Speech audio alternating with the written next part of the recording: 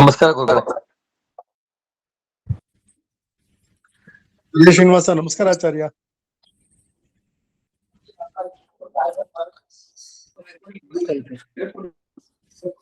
ಸುಮತಿಭಿರನುಮೇಗಂ ಶುಭ್ರಕಾಜಂ ಸಖಾಜಂ ಸುಖಮಜಮನಪಾಜಂ ಮುಕ್ತಿಪಾಜಂ ವಿಮಾಜಂ ಗೃಹಜಮಹಮಮೇಜಂ ಧ್ಯಜಮಾಮ್ನಾಯಗೇಜಂ ಸದಜಮಸದಜೇಜಂ ಶ್ರೀಸಹಾಜಂ ಭಜೇಜಂ ತಪಸ್ವಾಧ್ಯಾಯ ಶುಶ್ರೂಷಾ ಕೃಷ್ಣಪೂಜಾರತಂ ಮುನಿಂ ವಿಶ್ವೇಶಮಿಷ್ಟದಂ ವಂದೇ ಪರಿಮ್ರಾಟ್ ಚಕ್ರವರ್ತಿನಂ. ಶ್ರೀ ಗುರುಭ್ಯೋ ನಮಃ. ಹರಿ ಓಂ. ಲಕ್ಷ್ಮೀಕಾಂತಂ ಭೂವರಾಹಂ ಭಜೇಹಂ ಬಾದರಾಯಣಂ ವಾದಿರಾಜಹೃದಂ ಭೋಜಮಂದಿರಂ ವಾಜಿಗಂಧರಂ ಭೀಮಸೇನಾನಂದತೀರ್ಥವಾನರೇಂದ್ರಾನಹಂ ಭಜೆ. ವಾದಿರಾಜಗುರೂನ್ ವಂದೇ ವೇದವೇದ್ಯಗುರೂನ್ ಭಜೆ. ಗುರೂನ್ ವೇದನಿಧೀನ್ ವಂದೇ ನಾರಸಿಂಹಗುರೂನ್ ಭಜೆ. ವಂದೇ ನಾರಾಯಣಾಚಾರ್ಯಾನ್ ಕರ್ಣಾದಿಗಣಸೇವಿತಾನ್ ವಂದೇ ವೃಂದಾವನಾಚಾರ್ಯಾನ್ ಹಯಗ್ರೀವಮುನೀನ್ ಭಜೆ. ಶೇಷಸೀತಾಪತಿವ್ಯಾಸಾನ್ ಪ್ರಣಮಾಮಿ ಗುರುಪ್ರಿಯಾನ್. ವೃಂದಾವನಾದ್ಯ ಸಂಪ್ರಾಪ್ತ ಜ್ಞಾನೈಶ್ವರ್ಯಾನಹಂ ಸದಾ ರಘುಪ್ರವೀರಾಖ್ಯ ಗುರೂನ್ ಭಜೆ ಜ್ಞಾನಾದಿಸಿದ್ಧಯೇ.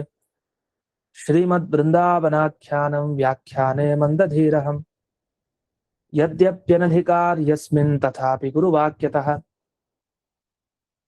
ಮಯಾ ಯದಲ್ಪಂ ವಿಜ್ಞಾತಂ ತತ್ಸ್ಮೃತ್ಯರ್ಥಂ ನಿರೂಪ್ಯತೆ. ಸಂತಃ ಸಂತು ಕೃಪಾವಂತೋ ಗುರುರಾಜಪದಾಶ್ರಯಾಃ. ಭಗವಾನ್ ಅವ್ಯವಹಿತ ಭಾವಿಕಲ್ಪಸಮೀರೋ ಲಾತವ್ಯಾಚಾರ್ಯಃ ಸುರವರ್ಯೈ ಸಂಪ್ರಾರ್ಥಿತಃ ಶ್ರೀನಾರಾಯಣೇನ ಆಜ್ಞಪ್ತಃ ಸನ್ ಭೂಮೌ ಅವತೀರ್ಯ ವಾದಿರಾಜನಾಮ ಯತಿಕುಲತಿಲಕೋ ಭೂತ್ವಾ ದುರ್ವಾದಿನೋ ವಿಜಿತ್ಯ ಯುಕ್ತಿಮಲ್ಲಿಕಾದೀನ್ ಗ್ರಂಥಾನ್ ವಿರಚಯ್ಯ ಸಜ್ಜನಾನಾಂ ಸಮ್ಯಕ್ ಜ್ಞಾನಮುತ್ಪಾದ್ಯ ಅತ್ಯಕ್ತದೇಹಃ ಸನ್ ಬೃಂದಾವನಸ್ಥೋ ಭೂತ್ವಾ ಭಕ್ತಾನಾಂ ಇಷ್ಟಾನಿಷ್ಟ ಪ್ರಾಪ್ತಿ ಪರಿಹಾರ ಸಾಧನ ಅತ್ಯರ್ಥ ಪ್ರಸಾದ ಜನಕ ಅಪರೋಕ್ಷ ಜ್ಞಾನ ಜನಕ ಪರೋಕ್ಷ ನಿಶ್ಚಯೋತ್ಪಾದಕ ಉಪನಿಷದಾದಿ ಪ್ರತಿಪಾದ್ಯ ರುಜುಭಾವಂ ಸ್ವಸ್ಯ ಖ್ಯಾಪಯಿತುಂ ವೃಂದಾವನಾಖ್ಯಾನಂ ಕುರ್ವನ್ ಕಸ್ಯಚಿತ್ ತದಾನೀಂ ಅಕುಶಲ ದೇಶೀಯ ಬ್ರಾಹ್ಮಣ ಸ್ವಪ್ನೆ ವಿಶ್ವಾಸಯೋಗ್ಯಾನಾಂ ವಿಶ್ವಾಸಂ ಉತ್ಪಾದಯಿತುಂ ಉಪದಿದೇಶ ವಿಲೀನ ಪ್ರಕೃತಿತಯ ಅಂತರಾಯ ವಿಧುರೋಪಿ ಆಚಾರ್ಯವತ್ ಶಿಷ್ಯಾನ್ ಗ್ರಾಹಯಿತುಂ ಗ್ರಂಥಾದೋ ಮಂಗಲಮಾಚರತಿ ಹಯಗ್ರೀವೇತ್ಯಾದಿನಾ.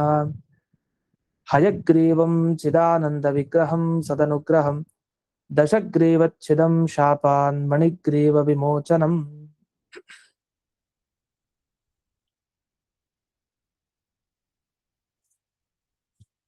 ಈ ಇಡೀ ಮೊದಲನೇ ಅಧ್ಯಾಯ ಮನೆ ದಿವಸ ತಿಳಿಸಿದಂತೆ ದ್ವಿಜರಿಗೆ ಹೇಳ್ತಾ ಇರೋದು ಅಂತ. ಅದಕ್ಕೆ ದ್ವಿಜ ಪ್ರಕರಣಂ, ವಿಪ್ರ ಪ್ರಕರಣಂ, ಏಡಮೂಕ ಪ್ರಕರಣಂ, ಹೀಗೆ ಅನೇಕ ಹೆಸರುಗಳಿದೆ. ಅದ್ರಲ್ಲಿ ವಿಪ್ರ ಪ್ರಕರಣ, ದ್ವಿಜ ಪ್ರಕರಣ ಅಂತ ಪ್ರಸಿದ್ಧ. ದ್ವಿಜ ಪ್ರಕರಣ ಅಂದ್ರೆ ದ್ವಿಜನಿಗೆ ಹೇಳಿತ್ತು, ಬ್ರಾಹ್ಮಣನಿಗೆ ಹೇಳಿತ್ತು. ಅಂದ್ರೆ ಮೂಲ ಸ್ವಾಪ್ತವೃಂದಾವನಾಖ್ಯಾನ ಉಪದೇಶ ಕನಸ್ನಲ್ಲಿ ಯಾವ ಬ್ರಾಹ್ಮಣನಿಗೆ ಆಯ್ತಲ್ಲ, ಏಡಮೂಕ ಬ್ರಾಹ್ಮಣರಿಗೆ, ಅಂಥ ಏಡಮೂಕ ಬ್ರಾಹ್ಮಣನನ್ನ ಇಲ್ಲಿ ದ್ವಿಜ ಅನ್ನುವ ಶಬ್ದದಿಂದ ಕರೆದಿರೋದು. ಸಾಮಾನ್ಯನಾದ ಬ್ರಾಹ್ಮಣ ಅಂತ ಭಾವಿಸಬಾರದು, ದೊಡ್ಡ ಜ್ಞಾನಿಗಳಿವರು. ಯಾಕಂದ್ರೆ ಸೋದೆ ಮಠದ ಪೀಠದಲ್ಲೇ ಬೃಂದಾವನಾಚಾರ್ಯರು ಅಂತ ಹೆಸರಿನಿಂದ ಏನು ಪ್ರಸಿದ್ಧರೋ ಅವರೇ ಈ ಏಡಮುಖ ಬ್ರಾಹ್ಮಣರೇ ಮುಂದೆ ಬೃಂದಾವನಾಚಾರ್ಯರಾಗಿ ಬರ್ತಾರೆ. ಅವರ ಹೆಸರು ಏನು? ವಿಶ್ವಪ್ರಿಯ ತೀರ್ಥರು ಅಂತ. ಅವರ ಪರಿಚಯ ನಮಗ್ ಬೇಕು ಸ್ವಲ್ಪ. ಯಾಕಂದ್ರೆ ಅವ್ರು ಎಂಥ ಮಹಾತ್ಮರು ಅಂತ ತಿಳಿಬೇಕು. ಸಾಮಾನ್ಯರಲ್ಲ ಅವರು. ಆದ್ರೆ ಆ ಜನ್ಮದಲ್ಲಿ ಅವರು ಹುಟ್ಟು, ಮೂಕ ಮತ್ತೆ ಕಿವುಡ. ಕೆಲವ್ರ ವ್ಯಾಖ್ಯಾನದ ಪ್ರಕಾರ ಅದು ಕಿವಿ ಕೇಳಿಸ್ತಾ ಇತ್ತು, ಮಾತಾಡ್ಲಿಕ್ಕೂ ಶಕ್ತಿ ಇತ್ತು, ಆದ್ರೆ ಜಡ ಭರತರ ತರ ಇದ್ರು ಅಂತ ಕೆಲವರು ವ್ಯಾಖ್ಯಾನ ಮಾಡೋದು ಇದೆ. ಆದ್ರೆ ಏಡಮೂಕ ಅನ್ನೋ ಶಬ್ದಕ್ಕೆ ಪ್ರಸಿದ್ಧ ಅರ್ಥ ಏನು? ಹುಟ್ಟಿನಿಂದಲೇ ಯಾರು ಕಿವುಡನೋ ಯಾರು ಮೂಕನೋ ಅಂಥವಾಗಿ ಎಡಮೂಕ ಅಂತ ಕರೆಯೋದು ಅಂತ. ಇರ್ಲಿ, ಪ್ರಕೃತ ಇವರು ವಿಶ್ವಪ್ರಿಯ ತೀರ್ಥರಾಗಿ ಸ್ವಾಪ್ನ ವೃಂದಾವನಾಖ್ಯಾನದ ಪ್ರಾಮಾಣ್ಯವನ್ನ ಸಮರ್ಥನೆ ಮಾಡಿದ್ರು. ಹೇಗ್ ಮಾಡಿದ್ರು? ತಮ್ಮ ಜೀವಿತಾವಧಿಯಲ್ಲಿ, ಅಂದ್ರೆ ವಿಶ್ವಪ್ರಿಯ ತೀರ್ಥರಾಗಿದ್ದಾಗ ಸ್ವಾಪ್ತ ವೃಂದಾವನಾಖ್ಯಾನದಲ್ಲಿ ಏನು ವಾದಿರಾಜರು ಉಪದೇಶ ಕೊಟ್ಟಿದ್ರು, ಆ ಉಪದೇಶದ ಪ್ರಕಾರ ಅನೇಕ ಘಟನೆ ನಡೀತು ಇವ್ರ ಕಾಲದಲ್ಲೇ, ವಿಶ್ವಪ್ರಿಯ ತೀರ್ಥರ ಕಾಲದಲ್ಲೇ. ಅದರಿಂದ ಸ್ವಾಪ್ತ ವೃಂದಾವನಾಖ್ಯಾನದಲ್ಲಿ ಹೇಳಿದ್ದು ಮುಂದೆ ನಡೆಯುತ್ತೆ ಅನ್ನಕ್ಕೆ ಇವರೇ ಸಾಕ್ಷಿ, ವಿಶ್ವಪ್ರಿಯ ತೀರ್ಥರೇ. ಅವರೇ ಹಿಂದೆ ಎಡಮುಖ ಬ್ರಾಹ್ಮಣರಾಗಿದ್ದಾಗ ಕರಸ್ಥಲ್ಲಿ ಉಪದೇಶ ಪಡ್ಕೊಂಡಿದ್ರು. ಮುಂದೆ ಅವರೇ ಅನೇಕ ತಮ್ಮ ಜೀವಿತಾವಧಿಯಲ್ಲಿ ಅನುಭವಿಸಿದ್ರು ಸ್ವಾಪ್ತ ವೃಂದಾವನಾಖ್ಯಾನದಲ್ಲಿ ಹೇಳಿದ ಪ್ರಕಾರ. ಇವರ ಬಗ್ಗೆ ನಾವು ತಿಳ್ಕೊಳ್ಬೇಕು. ಇವರು ವೃಂದಾವನಾಚಾರ್ಯರು ಅಂತ. ಮುಂದೆಲ್ಲ ದ್ವಿಜ ದ್ವಿಜ ಅಂತ ಎಲ್ಲೆಲ್ಲಿ ಬರುತ್ತೆ ಅದು ಇವ್ರ ಬಗ್ಗೆನೇ ಹೇಳಿರೋದು ಅಂತ. ಅದೇ ಎಡಮುಖ ಬ್ರಾಹ್ಮಣರಾಗಿದ್ದಾರೆ. ಇವ್ರಿಗೆ ವಿಶ್ವಪ್ರಿಯ ತೀರ್ಥರು ಅಂತ ಹೆಸರು ವಸ್ತುತಃ. ಅದು ಅವ್ರನ್ನ ಹಾಗೆ ಕರಿಬಾರ್ದಂತ, ವೃಂದಾವನಾಚಾರ್ಯರು ಅಂತ ಕರಿಬೇಕು ಅಂತ. ಅಷ್ಟು ಯಾಕೆ ಅಷ್ಟೊಂದು ಮಹತ್ವ ಕೊಟ್ಟಿದ್ದಾರೆ ಅಂದ್ರೆ, ಇವರ ಬಗ್ಗೆ ಹೇಳ್ತಾ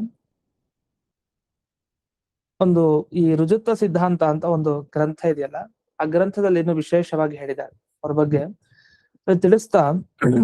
ಇವರಿಗೆ ಸರ್ವಮೂಲ ಗ್ರಂಥ ಅಷ್ಟು ಬಾಯಲ್ಲಿತ್ತಂತೆ. ಅಂದ್ರೆ ನಾವ್ ಏನ್ ಯೋಚಿಸ್ಬೇಕಂದ್ರೆ, ಒಬ್ಬ ಎಡಮೂಕ ಬ್ರಾಹ್ಮಣನಿಗೆ ವಾದಿರಾಜರು ಉಪದೇಶ ಕೊಟ್ಟು ಅಂದ್ರೆ ಸುಮ್ನೆ ಕೊಡ್ಲಿಲ್ಲ, ಅವರ ಯೋಗ್ಯತೆ ತುಂಬಾ ದೊಡ್ಡದು. ಅದು ಯಾವಾಗ ಗೊತ್ತಾಯ್ತು? ವಿಶ್ವಪ್ರಿಯ ತೀರ್ಥರಾಗಿದ್ದಾಗ ಗೊತ್ತಾಯ್ತು.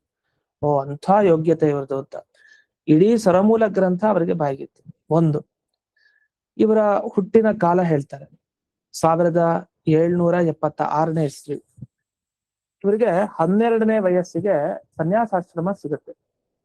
ಆಗಿನ ಕಾಲದಲ್ಲಿ ಇವರ ಗುರುಗಳು ಅಂದ್ರೆ ವಿಶ್ವೇಶ ತೀರ್ಥರು ಅಂತ, ಆಗಿನ ಕಾಲದಲ್ಲಿ ಸೋದೆ ಮಠದ ಪರಂಪರೆಯಲ್ಲಿ ಬರೋರು ವಿಶ್ವೇಶ ತೀರ್ಥರು ಅಂತ.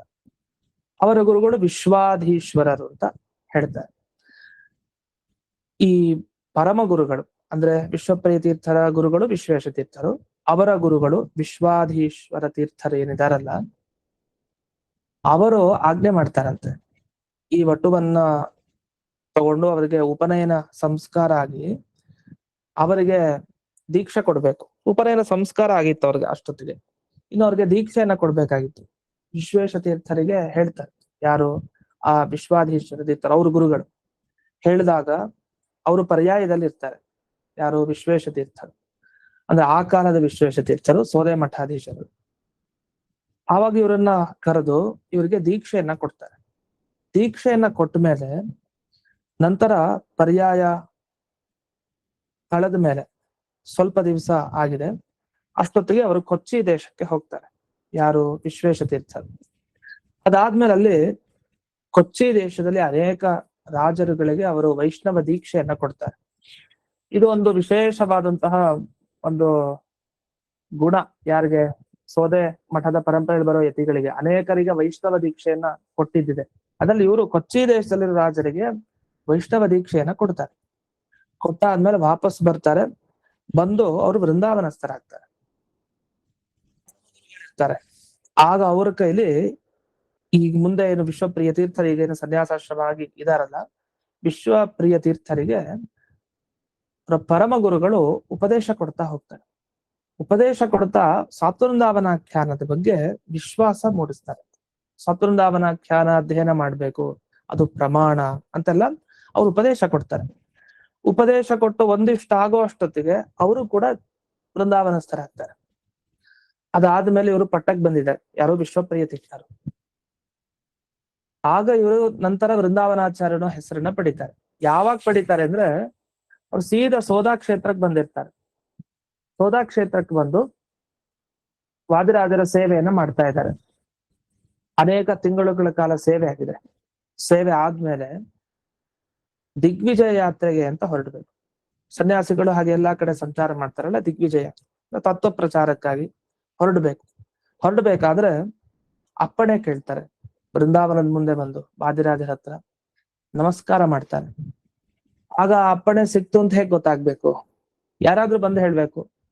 ಯಾರು ಹೇಳ್ಬೇಕು? ವೃಂದಾವನಸ್ಥರಾಗಿದ್ದಾರೆ, ವಾದಿರಾಜರು ಒಳಗಡೆ ಸನ್ನಿಹಿತರಾಗಿದ್ದಾರೆ.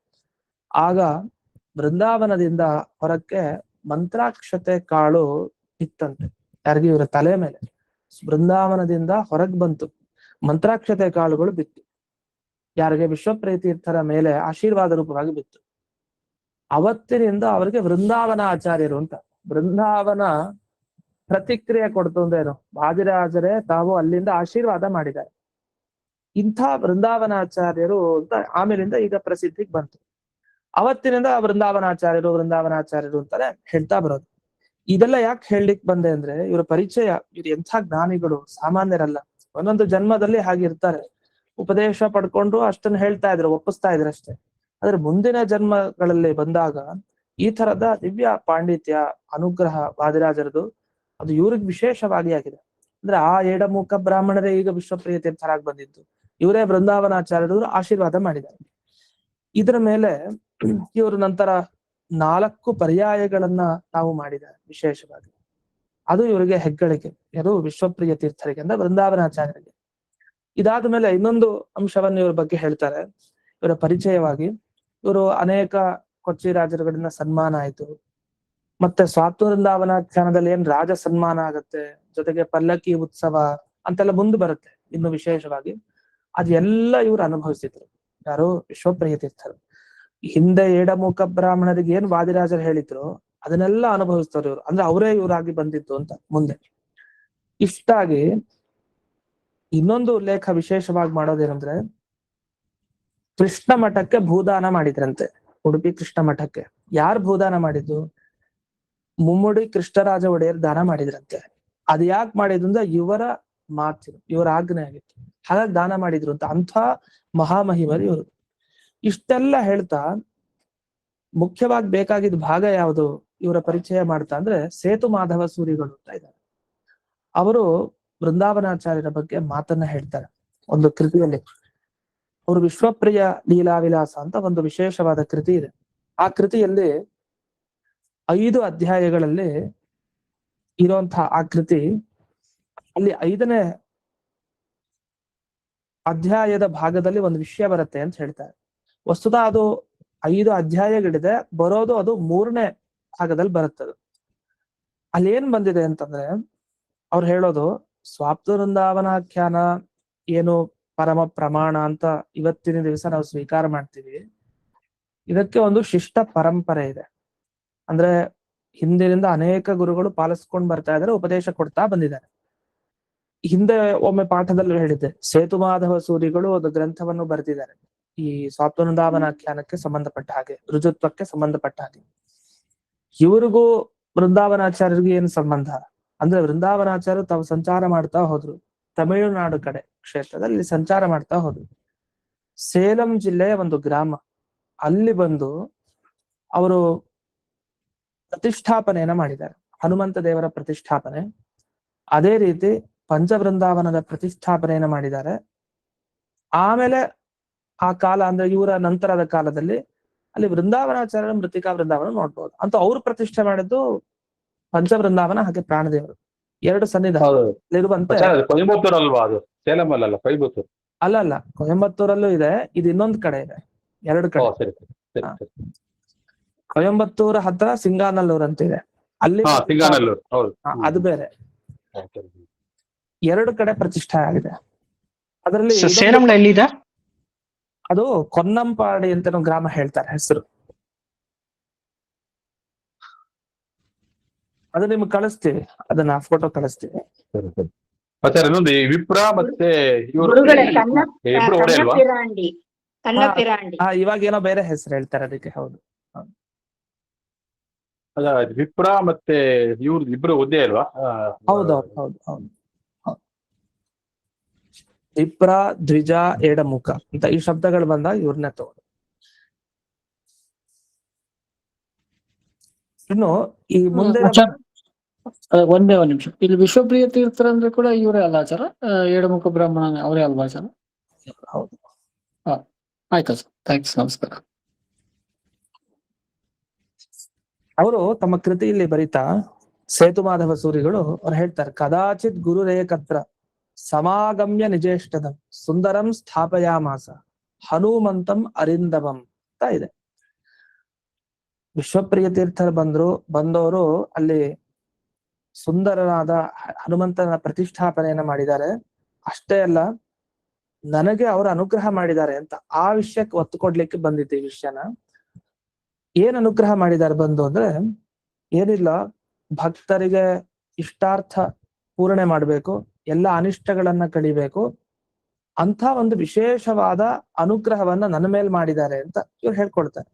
ಯಾಕಂದ್ರೆ ಏನ್ ಅನುಗ್ರಹ ಮಾಡಿದ್ರು ಅಂದ್ರೆ, ಅವರು ಒಂದು ಉಪದೇಶ ಮಾಡಿದ್ದಾರೆ. ವಿಶ್ವಪ್ರಿಯ ತೀರ್ಥರು ಯಾರಿಗೆ? ಸೇತು ಮಾಧವ ಸೂರಿಗಳಿಗೆ ಹೇಗೆ ಉಪದೇಶ ಮಾಡಿದ್ದಾರೆ, ಏನು ಉಪದೇಶ ಮಾಡಿದ್ದಾರೆ ಅಂದ್ರೆ, ದಯಾಳುರು ವಾದಿರಾಜಸ್ಯ ಪೌರಟಂ ಪಾದುಕಾದ್ವಯಂ ಶಿರಸ್ಯಾಧಾಯಮೇತತ್ವಂ ರಹಸಿ ಉಪದಿದೇಶಹಿ ಅಂತ ಅವ್ನು ಹೇಳ್ತಾರೆ. ರಹಸ್ಯವಾಗಿ ನನಗೆ ಉಪದೇಶವನ್ನ ಕೊಟ್ಟಿದ್ದಾರೆ ಅಂತ ಸೇತು ಮಾಧವ ಸೂರಿಗಳು ಹೇಳಿತು. ಏನು ಉಪದೇಶ ಕೊಟ್ಟಿದ್ದಾರೆ? ಅವರು ಬಹಳ ದಯಾಳುಗಳು. ಯಾಕೆಂದ್ರೆ ಅವರಾಗೆ ಸಂಚಾರ ಮಾಡ್ತಾ ನಮ್ಮ ಗ್ರಾಮಕ್ಕೆ ಬಂದಿದ್ದಾರೆ, ನನಗೆ ಉಪದೇಶ ಕೊಟ್ರು. ಅದು ಹೇಗೆ? ವಾದಿರಾಜರ 2 ಪಾದುಕೆಗಳನ್ನ ತಮ್ಮ ತಲೆ ಮೇಲೆ ಇಟ್ಕೊಂಡು, ಯಾರು? ವಿಶ್ವಪ್ರಿಯ ತೀರ್ಥರು ಉಪದೇಶ ಕೊಟ್ಟಿದ್ದಾರೆ. ಆ ಉಪದೇಶವನ್ನ ಕೊಟ್ಟು ನನ್ನನ್ನ ಉದ್ಧಾರ ಮಾಡಿದ್ದಾರೆ. ಏನ್ ಉಪದೇಶ ಕೊಟ್ರು? ಸ್ವಾಪ್ತವೃಂದಾವನಾಖ್ಯಾನದ ಉಪದೇಶ ಕೊಟ್ರು ಅಂತ.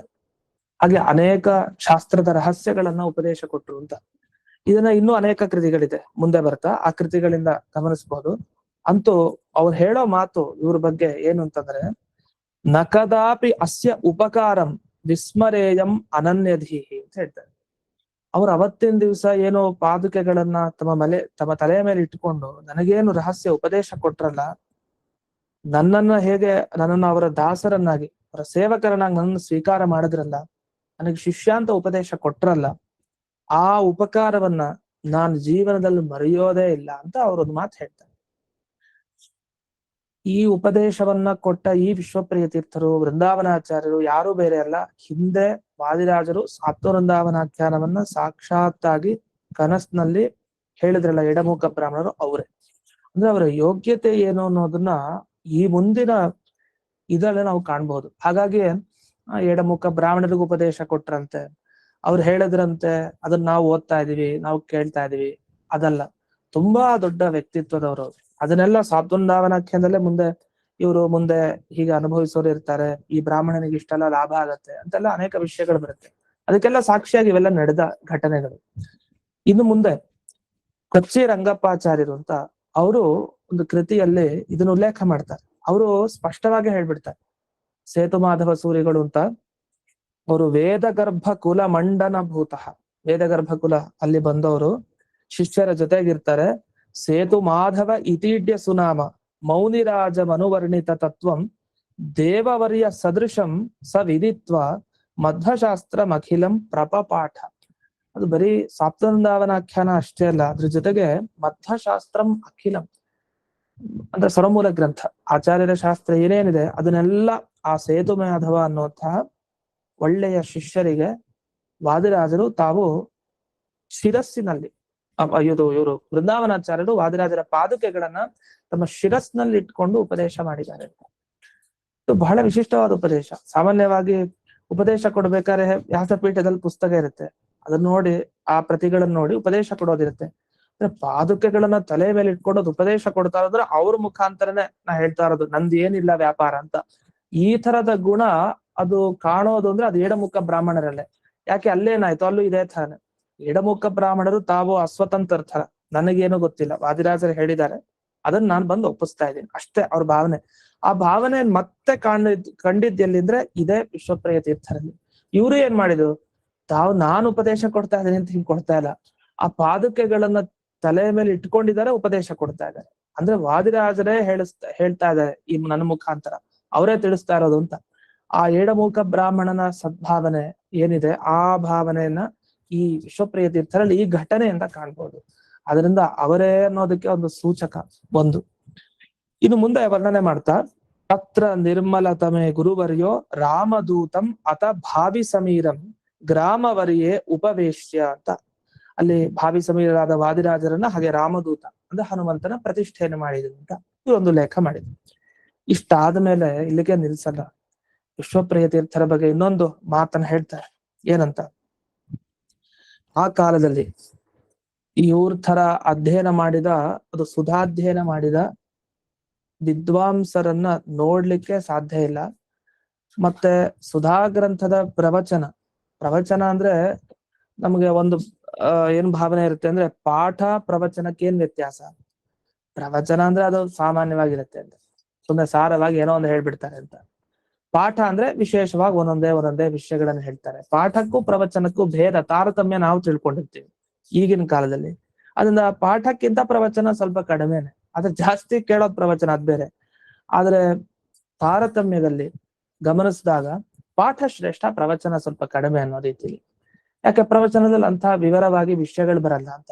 ಆದ್ರೆ ಆ ತರ ಅಲ್ಲ. ಇಲ್ಲಿ ಹೇಳೋದೇನಂದ್ರೆ, ಆಗಿನ ಕಾಲದಲ್ಲಿ ಸುಧಾ ಪ್ರವಚನ ಅಂದ್ರೆ ಅದ್ ಬೇರೆ ಅರ್ಥದಲ್ಲಿ, ಪಾಠ ಅಂದ್ರೆ ಪ್ರವಚನ ಅಂದ್ರೆ ಇದೆರಡಕ್ಕೂ ವ್ಯತ್ಯಾಸ ಇರ್ಲಿಲ್ಲ ಅಷ್ಟು. ಈಗಿನ ಕಾಲದಲ್ಲಿ ಆ ವ್ಯತ್ಯಾಸ ಬಂದಿದೆ ಅಷ್ಟೇ, ಆದ್ರೆ ಆ ಕಾಲದಲ್ಲಿ ಆ ವ್ಯತ್ಯಾಸ ಇರ್ಲಿಲ್ಲ. ಅದನ್ನ ಇಲ್ಲಿ ಹೇಳ್ತಾ ನಿತ್ಯಂ ಸುಧಾದಿ ಗ್ರಂಥಾನಾಂ ಪ್ರವಕ್ತೃಷು ಅಂತ ಹೇಳ್ತಾರೆ. ಅದು ಪ್ರವಚನ ರೂಪದಲ್ಲಿ ಆಗ್ಬಹುದು. ಅನೇಕ ನಮ್ಮ ಈಗ ಶ್ರೀಪಾದರಾಜರ ವಾಗ್ವಜ್ರ ಅಂತ ಗ್ರಂಥ ಕೇಳ್ತೀವಿ. ವಾಗ್ವಜ್ರ ಅಂದ್ರೆ ಅದು ಸುಧಾ ಗ್ರಂಥದ ಉಪನ್ಯಾಸ ಅಂತ ಹೇಳ್ತಾರೆ. ಉಪನ್ಯಾಸ ಅಂತ ಶ್ರೀಪಾದರಾಜರು ಹೇಳಿದ ಉಪನ್ಯಾಸ ಅಂದ್ರೆ ತುಂಬಾ ಗಂಭೀರ. ವಾಗ್ವಜ್ರ ಅಷ್ಟು ಚೆನ್ನಾಗಿದೆ ಆ ಗ್ರಂಥ. ಅದರಿಂದ ಆ ಕಾಲದಲ್ಲಿ ಉಪನ್ಯಾಸ, ಪ್ರವಚನ, ಪಾಠ ಎಲ್ಲ ಒಂದೇ ಸ್ತರ, ಅದ್ರಲ್ಲಿ ಯಾವುದೇ ವ್ಯತ್ಯಾಸ ಇರಲಿಲ್ಲ. ಪ್ರಕೃತದಲ್ಲಿ ನಿತ್ಯ ಸುಧಾ ಗ್ರಂಥಗಳ ಪ್ರವಚನವನ್ನ ಇವರು ಮಾಡ್ತಾ ಇದ್ರು. ನಾನು ಹುಡುಕ್ತಾ ಇದ್ದೆ, ಈ ತರದವರು ಅಂದಿನ ಕಾಲದಲ್ಲಿ ನನಗೆ ಯಾರೂ ಸಿಗ್ಲಿಲ್ಲ ಅಂತ ಹೇಳ್ತಾರೆ. ಅಷ್ಟು ಪಾಂಡಿತ್ಯ ಇರುವಂತಹ ವಿಶ್ವಪ್ರಿಯ ತೀರ್ಥರು. ಅಷ್ಟೇ ಅಲ್ಲ, ಅದೇ ಭಾಗದಲ್ಲಿ ಸೇತು ಮಾಧವ ಸೂರಿಗಳು ಒಂದು ದಾಖಲೆ ಮಾಡ್ತಾರೆ. ಏನಂತ?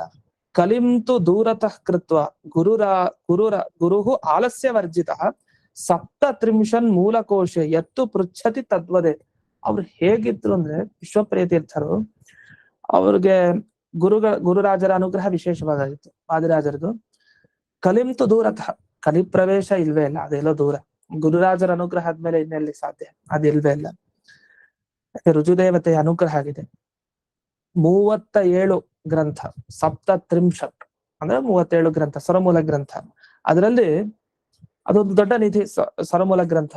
ಈ ಎಲ್ಲಿ ಕೇಳಿದ್ರು ಹೇಳಲಿಕ್ಕೆ ಸಾಮರ್ಥ್ಯ ಬೇಕು, ತುಂಬಾ ಓದಿರ್ಬೇಕು ಅದಕ್ಕೆ. ಯಾವ್ದೋ ಒಂದ್ ಮೂಲೆಯಲ್ಲಿ ಸ್ವರಮೂಲ ಗ್ರಂಥ ಇಲ್ಲಿ ಬಂದಿದೆ ಹೇಳಿದ್ರೆ ತುಂಬಾ ಕಷ್ಟ.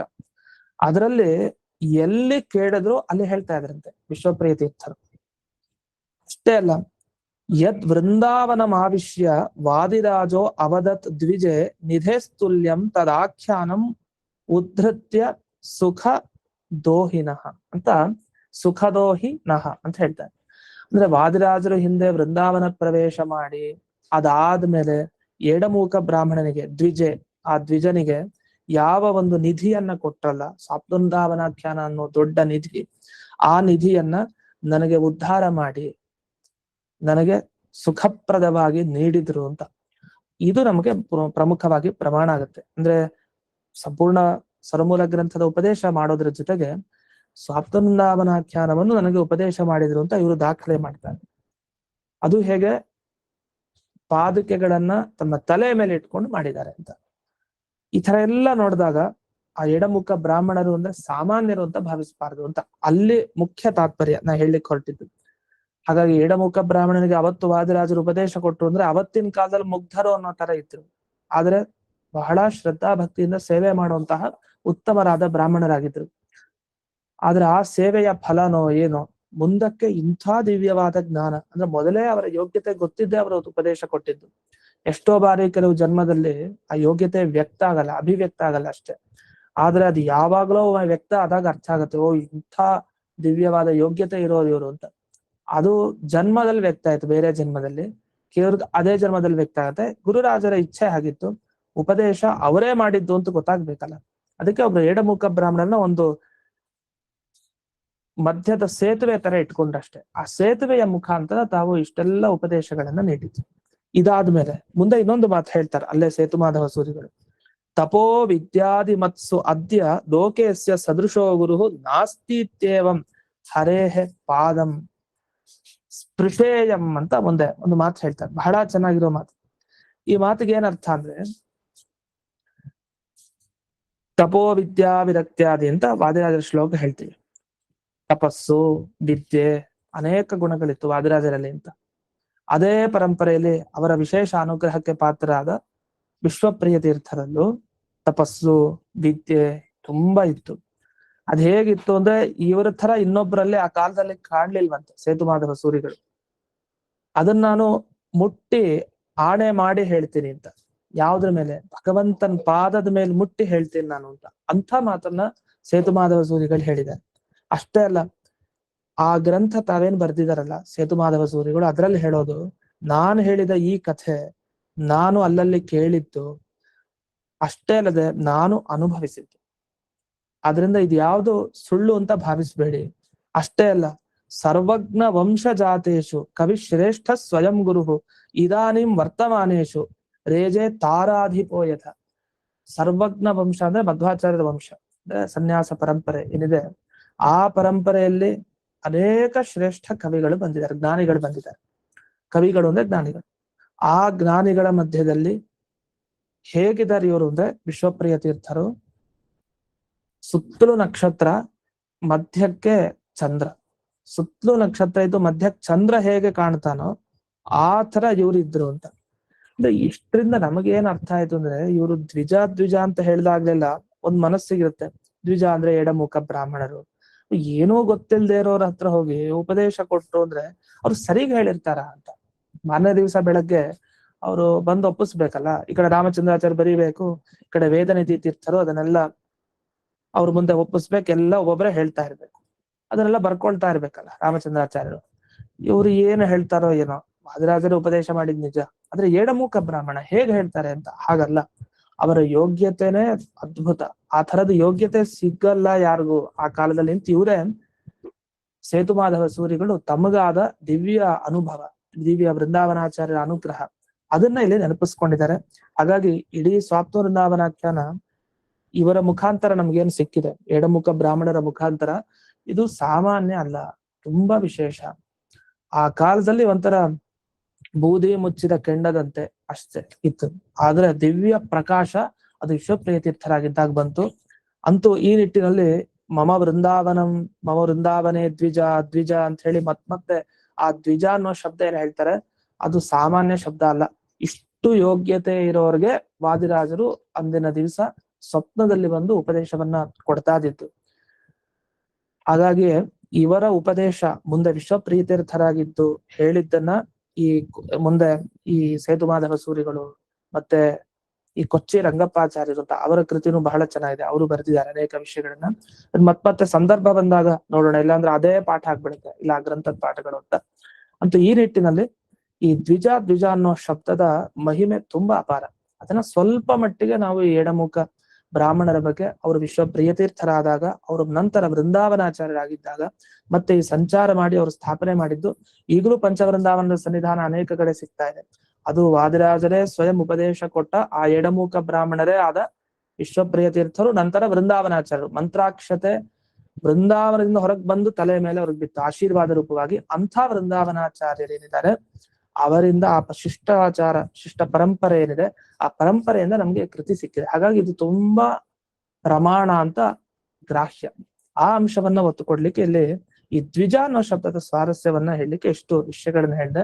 ಇನ್ನೂ ಹಲವು ವಿಷಯ ಇದೆ, ಮತ್ತೆ ಸಂದರ್ಭಗಳು ಬಂದಾಗ ಬೇರೆ ಬೇರೆ ಆ ಕೃತಿಗಳ ವಿಷಯವನ್ನು ನೋಡೋಣ ಅಂತ ಹೇಳ್ತಾ ಇಂದಿನ ಪಾಠ ಗುರುವಂತರ ಅವ್ರ ಅಂಶ ಏನಿರ್ಬೋದು ಸರ್, ಅದ್ರ ಬಗ್ಗೆ ಹೇಳ್ಬೇಕಾಗುತ್ತೆ. ಆ ಅಂಶಗಳ ಬಗ್ಗೆ ನಾನು ನಂತರ ಒಮ್ಮೆ ಹೇಳ್ತೀನಿ, ಒಟ್ಟಿಗೆ ಹೇಳ್ತೀನಿ ನಾನು. ಪಾಠ ಆಗ್ಲಿ ಇಂದ್ರರು ಅಂತ ಹೇಳ್ತಾರೆ, ಅದೇ ಅದು ಪ್ರಮಾಣ ನೋಡ್ಬೇಕು, ಅದಕ್ಕೆ ನಂತರ ನೋಡೋಣ ಅದು ಒಟ್ಟಿಗೆ ವಿಷಯ ಆಗ್ಲಿ. ನಮಸ್ಕಾರ ಆಚಾರ್ಯ. ನಮಸ್ಕಾರ ಆಚಾರ್ಯ. ನಮಸ್ಕಾರ ಗುರುಗಳೇ.